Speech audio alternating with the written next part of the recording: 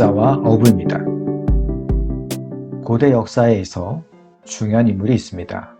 그는 바로 페르시아의 왕 고레스입니다.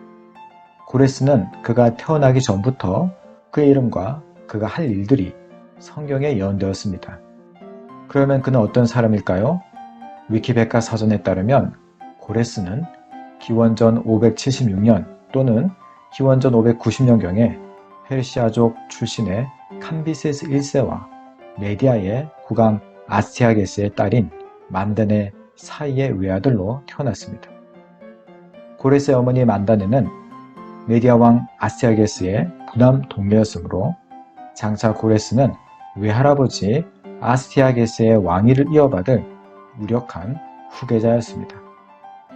그러나 정작 그는 외할아버지 아스티아게스에게 심한 박대를 받아 어린 시절 목동 밑에서 목동처럼 자라다가 10살이 되어서야 간신히 친부모에게 돌아갈 수 있었다고 전해집니다. 그 이유를 두고 전설에 따르면 고레스의 어머니 만다네가 결혼하기 전 꿈에서 소변을 보다가 소변이 아시아를 뒤덮는 꿈을 꾸었고, 이후 고레스를 임신했을 때는 만다네의 다리 사이에서 포도나무가 자라 아시아를 덮는 꿈을 꾸었다고 합니다. 그래서 메디아 왕 아스티아게스는 사제를 불러 그의 딸 만다네의 꿈을 해몽하게 하였는데, 그의 외손자가 그를 몰아내고 왕이 된다는 해몽을 듣게 되었습니다. 그리하여 아스티아게스는 그의 신하 하르파고스를 불러 그의 외손자를 살해하라고 지시하였습니다. 그러나 신하 하르파고스는 혹시나 고레스의 어머니 만다네가 아스티아게스를 이어 왕위에 올라 그녀의 아들에 대한 보복을 하게 될 것이 두려워 고레스를 살려 목동의 아들로 자라게 하였습니다. 목동의 아들로 자란 고레스가 10살이 되던 해에 친구들과 왕과 신하가 되는 역할놀이를 하던 중 왕으로 뽑혔는데, 친구들 중 메디아의 귀족 출신 아이가 자신은 놀이라도 목동인 고레스를 왕으로 섬길 수 없다고 하자 고레스는 그 귀족 아이를 때려버렸습니다. 고레스에게 얻어맞은 귀족 아이는 그의 아버지에게 돌아가 목동인 고레스에게 얻어맞은 것을 하소연하였고, 그 귀족은 이 일을 국왕 아스티아게스에게 고했습니다. 그리하여 아스티아게스는 귀족 아이를 때린 목동 고레스와 그의 아버지를 불러 추궁하였는데, 고레스는 왕 앞에서도 당당히 항변하였고, 그 모습을 유심히 지켜보던 아스티아게스는 그 목동이 10년 전에 죽인 줄 알았던 외손자와 유사함을 느껴 신하 하르파고스를 심문함으로 그 목동이 외손자임을 알게 되었습니다. 이에 분노한 아스티아게스는 그의 신하 하르파고스의 아들을 아주 잔인한 방법으로 죽였습니다.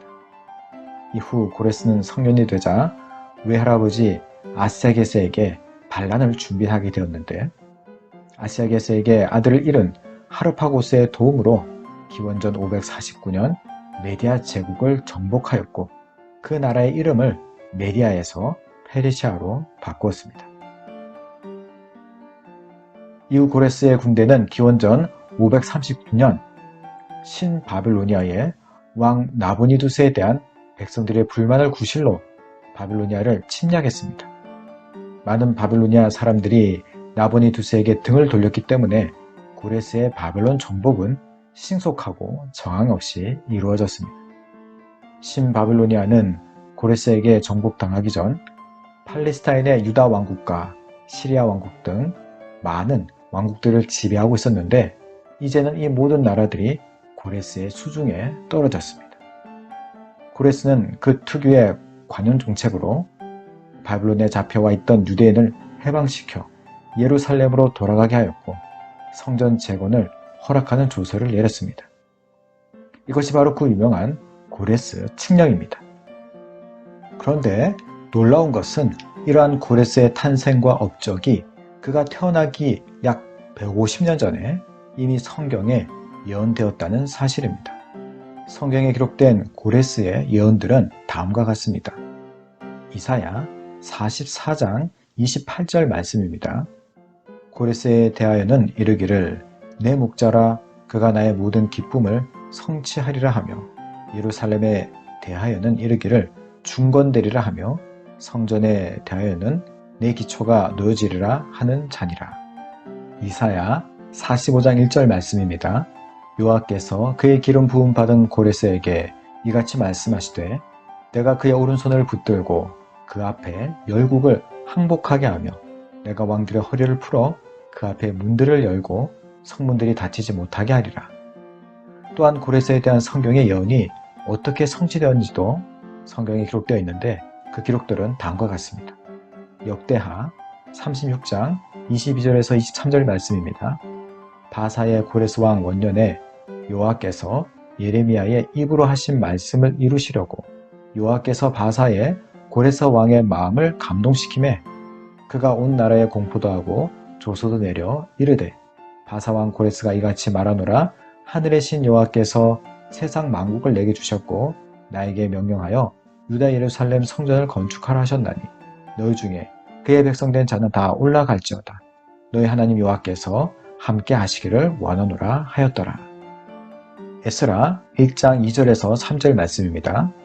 바사 왕 고레스는 말하노니 하늘의 하나님 여호와께서 세상 모든 나라를 내게 주셨고 나에게 명령하사 유다 예루살렘의 성전을 건축하라 하셨나니 이스라엘의 하나님은 참 신이시라. 너희 중에 그의 백성된 자는 다 유다 예루살렘에 올라가서 이스라엘의 하나님 여호와의 성전을 건축하라.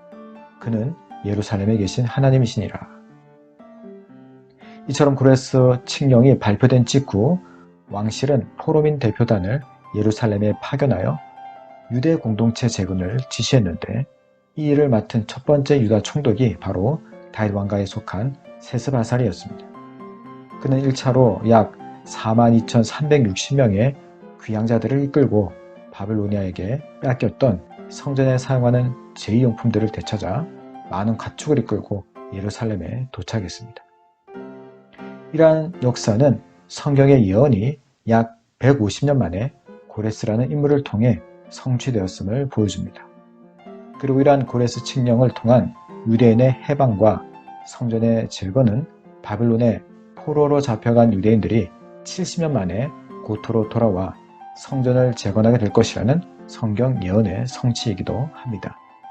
그렇다면 오늘날 우리가 이러한 성경 예언과 역사적 성취를 통해 알게 되는 것이 무엇입니까? 그것은 성경의 예언들이 실제 역사를 통해 그 정한 때에 성취된다는 것입니다. 성경에는 고레스에 대한 예언뿐만 아니라 많은 예언들이 기록되어 있습니다. 그 예언들 중 성취된 것도 있고 아직 성취될 것도 있습니다.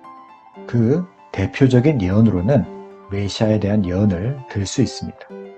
메시아의 출임에 대한 예언은 예수 그리스도께서 이 땅에 오셔서 십자가에서 인간의 죄를 담당하시고 부활하심으로 이미 성취되었습니다. 그러나 메시아의 재림, 곧 예수님께서 심판주로 다시 오실 것에 대한 예언은 장차 성취될 것으로 남아 있습니다. 현대를 살아가는 우리가 반드시 기억해야 할 것은 고레스에 대한 성경의 예언이 역사 속에서 성취되었듯이 재림 예수님에 대한 성경의 예언도 역사 속에서 반드시 성취될 것이라는 것입니다. 그러므로 이 시대를 살아가는 우리는 재림 예수님에 대한 성경의 예언이 반드시 성취될 것을 생각하며 지혜로운 다섯 처녀와 같이 그날을 준비하는 성도가 되어야 할 것입니다. 오늘도 하나님께서 주시는 은혜와 평강이 삶에 넘쳐나기를 축복합니다. 감사합니다.